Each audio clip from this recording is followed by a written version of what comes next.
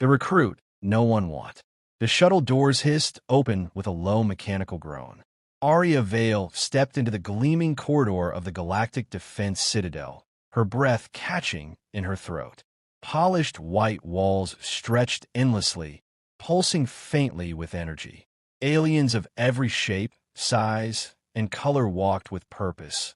Hulking Draxians with jagged scales, elegant Solari with flowing robes, and silent hiveborns skittering across the ceiling. Not a single human in sight. Aria's boots clicked awkwardly on the floor, drawing brief, dismissive glances. At 5'5", with messy brown hair and Earth-standard fatigues 2 sizes too large, she looked like a lost maintenance worker rather than a recruit. Her name hadn't even been called during orientation, just displayed for a second on the holoboard before the system skipped ahead, almost as if embarrassed to admit a human had made it in. She found her quarters down a dim maintenance corridor, far from the bustling main barracks. Room 113C. The door wheezed open reluctantly. Inside was a small cot, a locker, and a flickering light strip that buzzed softly. Aria dropped her duffel bag on the cot and sat, elbows on her knees. Her fingers trembled, not from fear, but from the pressure of every moment that had led here. Earth had nearly been written off as irrelevant after the resource collapse. The Galactic Council saw humans as impulsive, short-lived, and emotionally volatile. Only one Earth-based applicant was accepted each decade, and this time it had been her. Back home, people had cheered. "One of us made it," her sister Lyra had cried. But now, in the icy silence of the Citadel, that pride felt like a faraway dream. The next day brought her first real test, zero-G combat simulation. Aria stood on the launch pad, trembling in a borrowed exosuit, her face flushed with determination.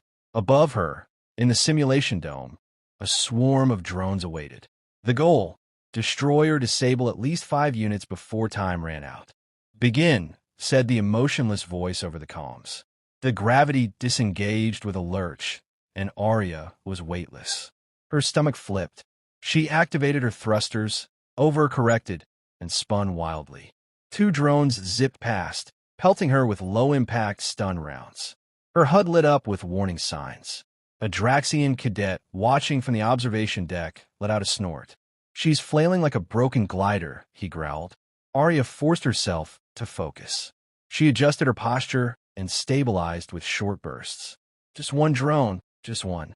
She locked onto the nearest one and fired her pulse emitter. A direct hit.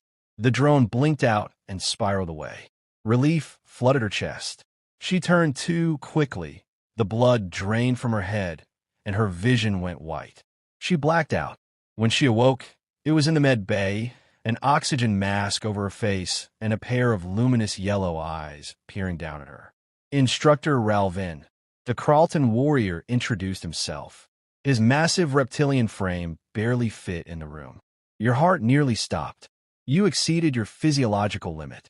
Impressive but unwise." "I hit one," she croaked. "I got 1 drone." "You did." He nodded slowly, as if weighing her value anew.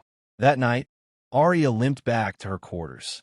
Her ribs ached, and so did her pride. On her locker was a crudely scrawled message on a display panel. "Leave before you embarrass yourself further. Soft skin." She wiped it away, fingers trembling. She sat on her cot, pulled out a datapad, and recorded a message. "Hey, Lyra," she whispered, forcing a smile. "I made it through my first day. Turns out space combat's harder than video sims." Her voice cracked. "I'm not sure I belong here, but I'm not leaving either. Not until I make them see me." She paused. The silence around her was thick and uncaring. No friends, no squad, no encouragement, just steel walls and distant laughter from the others. "I don't have strength like a Draxian. I don't have telepathy like a Solari. But I've got something else." She tapped her temple. "I learn, I adapt, and I never quit." She ended the message and stared at the flickering light above. The next day, she stayed late in the training hall, studying simulation logs, practicing maneuvers, running drills long after the others had gone. She repaired a small, broken maintenance bot left in the corner, naming it Patch. It chirped happily and began following her around. For the first time, something or someone saw her as more than just a human. And in that quiet, stubborn pursuit of self-worth, Aria Vale took her first real step toward greatness. Not as a soldier, but as a leader. She just didn't know it yet. The crucible of fire. The briefing room pulsed with tension. A hollow map hovered above the center console, casting flickering light across the faces of the assembled cadets. The wargame simulation, an elite trial testing command, strategy, and cooperation, was about to begin. Each of you will command a unit, Instructor Ralvan announced, pacing slowly, his claws clicking against the metal floor. You will be judged not by your strength, but by your mind. This is not a battle of brawn. It is a crucible of fire where leadership is forged. The Draxians growled in anticipation. The Solari nodded with calm grace. The Hiveborn twitched in unison. Aria Vale stood at the back, eyes sharp, back straight. She was trying not to sweat through her uniform. She was the only human here, and everyone knew it. The assignments appeared on the hollow. Aria's heart sank. She had been given Squad Delta, a collection of cadets no one else wanted. A Solari pacifist, a Hiveborn with slow reaction time, a moody Klazari with a prosthetic limb, and a stuttering Draxian runt named Vrek. A chuckle rippled through the room. Korik, the hulking Draxian who had taunted her since arrival, sneered. They gave her the scrap heap. Aria ignored him. Barely. Her jaw clenched as she studied the map. The scenario: defend an abandoned relay station for 72 hours against simulated incursions. It was complex, terrain full of blind spots, weather interference, and limited supplies. Others picked roles, shouted orders, barked commands. Aria sat her team down in the corner. I don't care what they think about us, she said, voice low but steady. I care what we do next. They stared at her, skeptical, even nervous. Aria didn't pretend to be stronger than them. Instead, she asked questions, listened, discovered that Vrek had a knack for sensor calibration, that the Klazari cadet, Nish, could reroute energy flows faster than anyone, that the Solari, Kael'thur, though pacifist, had a photographic memory for terrain layouts. She smiled. We don't need to fight harder. We fight smarter. While the others planned brute force defense lines, Aria's team spent the night building hidden sensor arrays from scrap. She reprogrammed repair drones as mobile decoys. She tapped into the abandoned station's dormant weather control node and reactivated fog dispersal systems. By morning, they had a real defense. Hour 12 of the simulation. The first enemy wave arrived. Red markers on their HUDs blinked alive as drone soldiers swarmed in. Aria's team was quiet, composed. The drones triggered a false beacon, luring them into a net of stun mines. As the lead wave fell, the second came from the ridge, just as Kael'thur had predicted. Vrek fired a volley, not to destroy, but to force the attackers into a ravine where Nish triggered a collapse with perfect timing. Cheers erupted in their calms. Aria didn't smile. Not yet. Stay sharp, she said. They'll adapt. And they did. The second day brought more coordinated strikes. The drones began disabling sensors, scrambling frequencies. A disguised infiltration unit nearly reached their command post before Aria caught it using Kael'thur's memory of heat patterns. Still, it wore them down. One by one, her cadets grew exhausted. She gathered them during a lull in the attack. The fake sun was setting across the simulation dome, casting a red glow. I know you're tired, she said, voice thick with emotion. So am I. But we've done the impossible already. Every other team counted us out, and we're still here. They looked at her, uncertain but inspired. They wanted to believe in her. And for the first time, she saw what leadership really meant. It wasn't commanding others. It was carrying them through doubt, fear, and failure. Hour 67. The final attack came at night. The fog systems failed. The drones approached silently. Korik's team, defending a nearby point, had collapsed, ambushed, and overrun. Aria received a weak distress ping. She didn't hesitate. We're going to help them, she said. But they didn't help us, Vrek protested. I know, Aria said. We help anyway. They moved fast, launching a coordinated assault from the high ground, forcing the enemy drones into Korik's fallback zone. Aria fired covering shots while her squad pulled the wounded to safety. Korik, stunned and bleeding, looked up at her with disbelief. "You came back." "Of course I did." Simulation end. The dome faded into sterile white light. The instructors debriefed each team. Most had failed to hold the line. Some succeeded, but with high casualties or disunity. Then came Squad Delta. Ralvin stood before them, unreadable, outnumbered, undervalued, outgunned, he said slowly. Yet your unit held the line, rescued another, and maintained full operational integrity. This is what command looks like. Aria's squad blinked in shock, then smiled. Korik limped past, stopping briefly.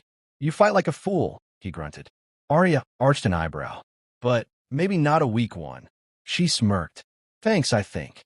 That night, Aria sat outside the barracks. Stars glittered beyond the shield dome. She held a small hollow tag, a medal of tactical excellence, turning it in her fingers. Kael'thur joined her quietly. "They underestimated us all," he said. "They still do. Not for long." She looked up. "I'm going to change everything," she whispered. And for the first time, she believed it. The darkness between stars. The stars above Valus, 9 shimmered like shattered glass. From orbit, the planet looked serene, its oceans calm, its forests unburned. But Aria Vale knew better. War was coming. She stood on the bridge of the Sundiver, a patrol frigate assigned to the outer colonies. Her uniform bore the insignia of junior tactical officer, but her presence commanded far more than her rank suggested.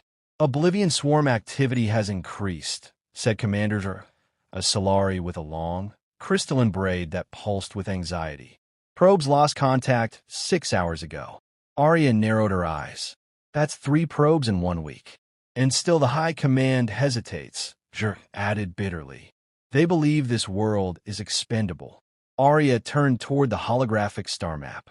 The Oblivion Swarm, an emotionless hive mind of biomechanical predators, was unlike any other enemy.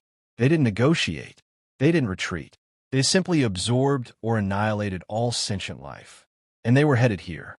Later, in her quarters, Aria reviewed the data. Dozens of subtle anomalies, temperature fluctuations, gravitational warps, and sudden signal blackouts pointed to a massive incoming fleet. She compiled a report, submitted it to command, and requested immediate reinforcements. The response was clinical, dismissive, insufficient evidence. Maintain patrol formation. Her knuckles whitened. She remembered Earth's silence when her mother begged for water in a dying city. The way power had always overlooked the cries of the weak. She would not let Valus 9 become another forgotten casualty. She made a choice.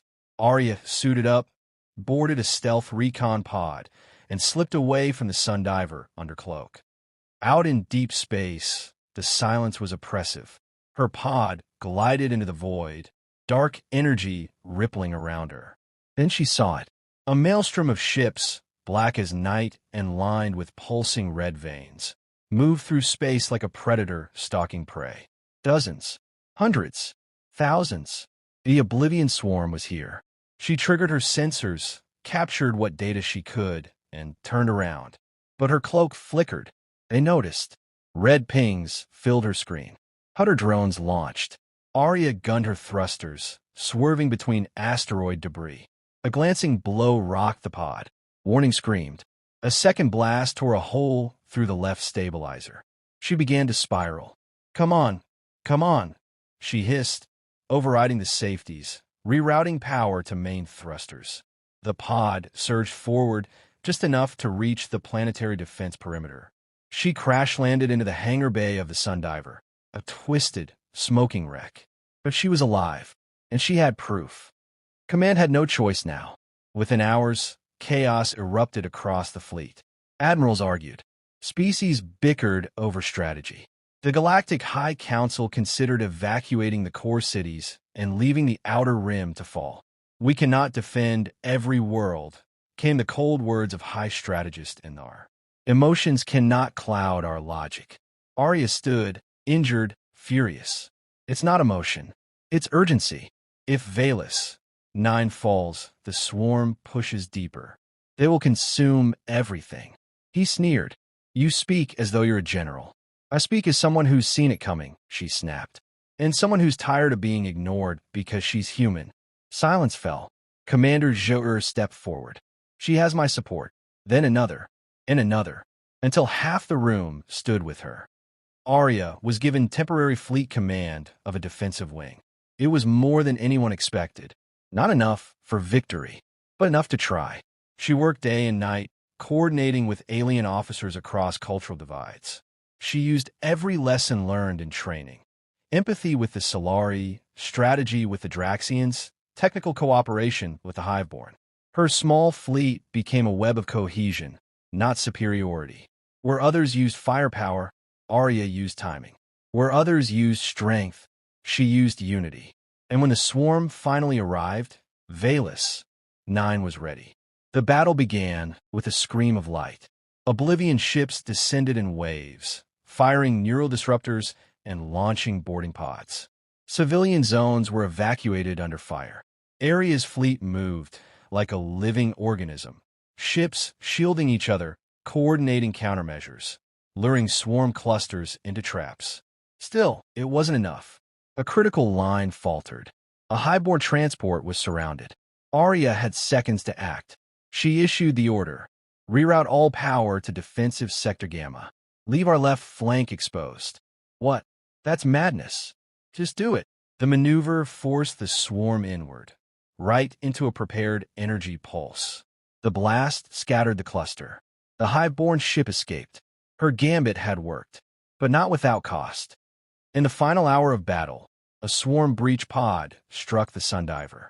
Aria was thrown across the command deck. When she awoke, smoke filled the air. Her ears rang. Systems failed around her. She tried to stand, but saw Kael'thur blocking a swarm drone with his own body. No, she shouted. He turned his head slightly. If this is how I die, let it be for a leader who feels. He smiled, then was gone in a flash of light and metal. Aria crawled to the console. Through blood, fire, and grief, she broadcasted a final message to the fleet. We are not machines. We are not perfect, but we fight for something. And that's what they'll never understand. She activated a last-ditch signal harmonizer that disrupted the swarm's shared mind. They faltered. The tide turned. When it was over, the swarm retreated. Valus 9 still stood, burned, battered, but free. Kael'thur's name joined hundreds of others on the casualty list. Aria stood at the edge of the memorial wall, silent. Commander Joer approached. They want to promote you. I didn't do this to be promoted, she said quietly. I did it because no one else would. He nodded. But now that they're listening, she added, raising her head, I won't stop. Commander of the last light. The Earth defense grid flickered, struggling to stay online. Aria Vale stood before the Galactic Council, her face tired but defiant. Her black commander's coat hung heavy with ash and memory, the silver insignia on her chest newly forged. Outside the great dome of the Citadel orbiting Earth, thousands of ships hung in formation, an uneasy alliance of species once divided by history, now bound by survival. The Oblivion Swarm was coming again, stronger, smarter, and this time, Earth was the target. Let us be clear, said strategist Enar, his tendrils coiled tight with cold precision. We have limited resources. If we abandon Earth and fall back to the mid-rim, Aria cut him off. You'll sacrifice the only world that dared to fight when the rest of you hesitated. A murmur rippled through the chamber. This planet, she said, stepping forward, voice rising with passion, is more than dirt and oceans. It's where we learn to resist, to endure, to feel. You call that weakness. It is in our snapped. Emotion clouds judgment. She took a breath, then spoke the words that silenced them all. Emotion defines judgment. It's why we protect our own. It's why we mourn. It's why I buried a pacifist friend under a broken sky and swore I wouldn't let another light go out. There was silence, and then a nod from another from a Draxian general. One by one, the fleet leaders stood behind her. Hours later, On the bridge of the Unity's flame, Aria gazed at the planet below. Earth. The blue sphere turned slowly beneath them, scarred by centuries of neglect and war, but still turning. Still alive. All sectors report ready. Commander, said Nish, now her chief engineer. Then let's give them a reason to believe, she said. The swarm arrived like a tidal wave of blackened stars. Thousands of ships, spike-covered, writhing, screaming through the void without sound, descended on Earth's perimeter. The first line of defense shattered within minutes. Aria stood firm. Activate Plan Crucible, she ordered. Across space, a coordinated maneuver unfolded. Draxian cruisers holding the flanks, Solari harmonics disrupting enemy signals, hive-borne drone swarms drawing fire away from civilian ships. They moved not as separate species, but as a single force, under Aria's leadership. Still, the Oblivion core remained untouched, deep in the heart of the swarm, its massive hive-mind vessel pulsing with psychic energy. If it reached Earth's surface, humanity would be lost. Suggestions? Aria asked, scanning the tactical board. Silence. Then Vrek, her old squad mate turned pilot, whispered, "We need to tear a hole right through their center. Straight into the core." "It would take a miracle," someone said. "No," Aria replied. "It'll take us." She locked eyes with each of them. "I'll take the Unity's flame in myself. Give me a breach vector." As her ship prepared for its final run, Aria sat alone in the command chamber. She activated her holopad, recording one last message. "Lyra, I don't know if you'll see this, but I want you to know I'm not afraid. Not anymore. I used to think being strong meant being like them, cold, perfect, unbreakable." She touched the emblem on her coat. "But it means feeling pain, carrying it, and choosing to rise anyway." She paused, breathing in the silence. "I love you. I love Earth. And I believe in us." The Unity's flame launched. Through the chaos, through the impossible, Aria piloted her ship with unflinching purpose.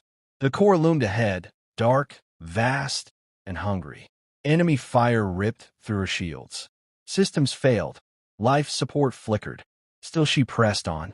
Vrek's voice crackled through comms. "We've cleared you a path, Commander. Just don't miss." Wasn't planning to. At the last moment, Aria activated the harmonic pulse beacon, an experimental device attuned to emotional resonance. It surged with stored memories. Laughter, loss, love, sacrifice. Human emotion, amplified by every allied species that had once mocked it. The signal hit the core. The effect was instantaneous. The swarm, unable to comprehend such overwhelming feeling, fractured. Their patterns collapsed. Ships veered off course. Drones tore into each other. The Unity's flame plunged into the core, and white light, silence. Then, Earth still stood. The swarm was gone, scattered, disconnected, broken. Weeks passed. At the memorial spire overlooking Earth's restored skyline, flags of every allied species fluttered in peace. Names glowed on the wall. Among them, Commander Aria Vale. Gone, but never forgotten. Yet, some swore they saw her escape pod jettison in the final moment. Some claimed she lived, hidden, guiding quietly. Legends spread, and among them, one truth remained. She had come to the stars as a forgotten recruit. She had left them as a commander who united the galaxy, not with force, but with humanity.